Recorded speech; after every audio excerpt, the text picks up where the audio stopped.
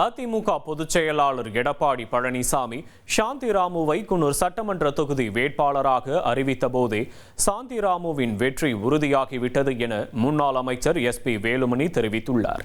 நீலகிரி மாவட்டம் குன்னூரில் SP வேலுமணி தலைமையில் அறிமுக கூட்டம் நடைபெற்றது.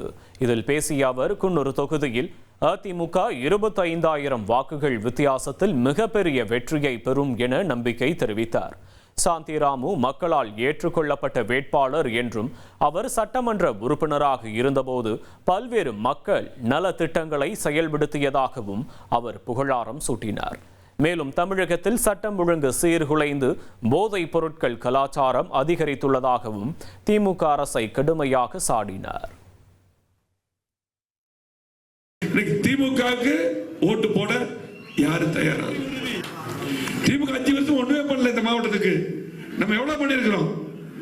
நீலகிரி மாவட்டத்துக்கு ஒரு மருத்துவக் கல்லூரி எடப்பாடி முதலமைச்சர் போது பாரத பிரதமர் கேட்டு 11 மருத்துவக் கல்லூரி கேட்டார். எடப்பாடியா 11 மருத்துவக் கல்லூரி ஒதுக்கியவர் இன்னைக்கு பாரத பிரதமர். இனி செல்லும் இடமெல்லாம் செய்தி. தந்தி டிவியின் வாட்ஸ்அப் சேனலை ஃபாலோ பண்ணினா செல்ல இருக்கும் இடமெல்லாம் செய்தி. இதோ QR கோட் இப்பவே ஸ்கேன் பண்ணுங்க, ஃபாலோ பண்ணுங்க.